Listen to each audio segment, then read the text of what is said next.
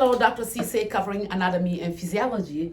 Today, I will talk about body cavities and membrane. A cavity is just an empty space, okay? A cavity. So it's empty space. It comes from the word canvas, which means what? A space, like a cave.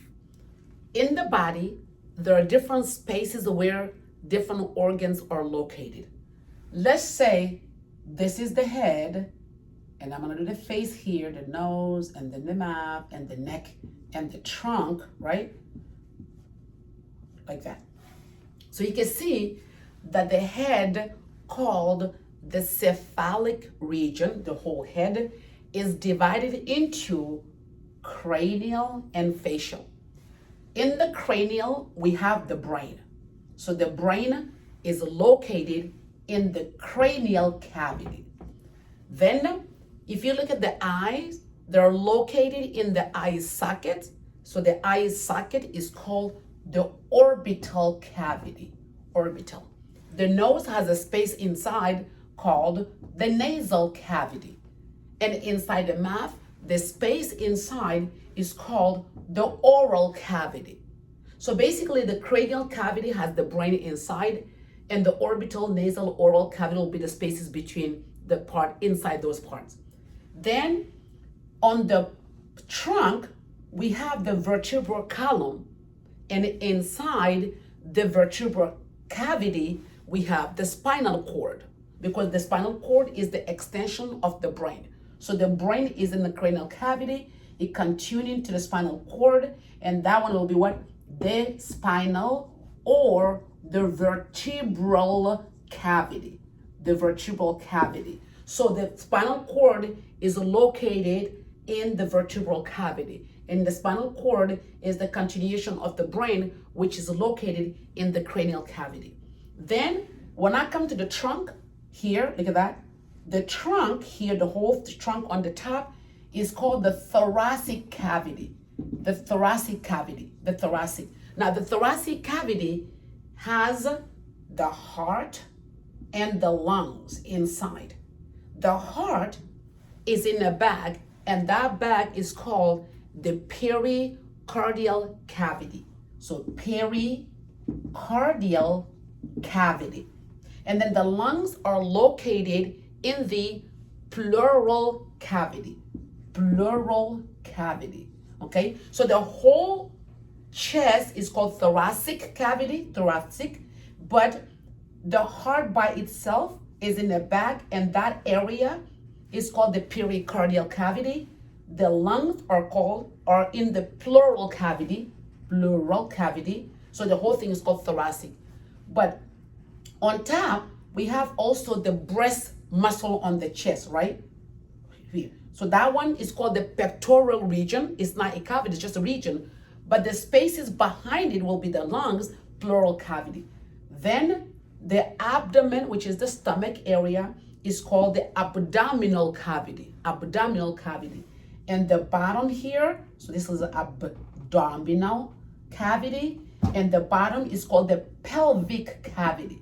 So the two together, because there's no line dividing them, is called the abdominal pelvic cavity. Okay? So these are the cavities of the body. What about the membrane? Every cavity has a lining. It's in a bag. The bag has a lining, like some kind of thing covering it. If the body lining is close to the organ, it will be called the visceral. And if it's on the body wall, it's called parietal. So let me explain that. For example, let's say this is the thoracic, abdominal, and pelvic. Okay? If you take the heart, so let me put the heart here. Let's say this is the heart, right? Like this. The heart will be in a bag.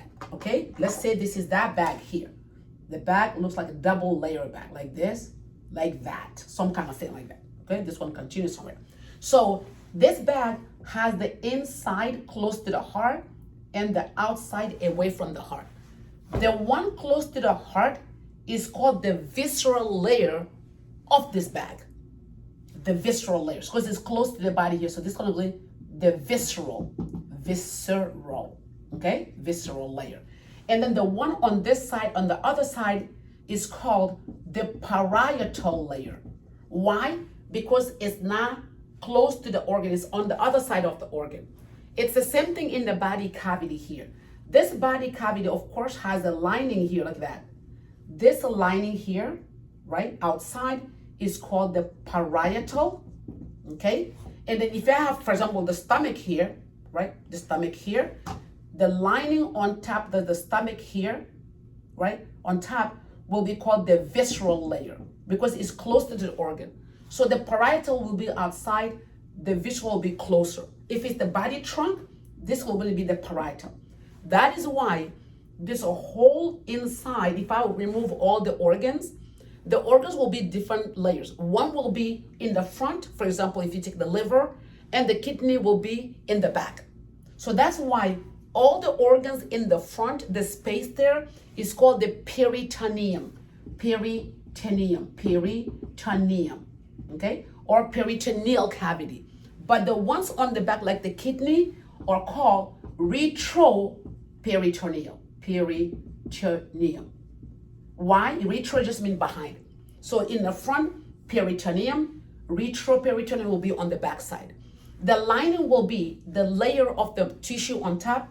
If it's in the visceral region that is not exposed to outside, it will have a serous membrane. Serous just means it produces some kind of liquidish, watery.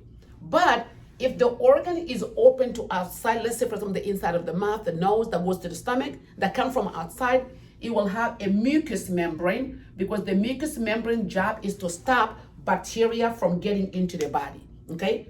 Serous will be inside with no contact to outside. It will be liquidish. That's why all the organs are floating in some kind of liquid. But anything that's exposed to outside will have some kind of layer that will trap bacteria from coming in, more gooey, that will be called mucous membrane. Hope this one is helpful. I'll see you in class.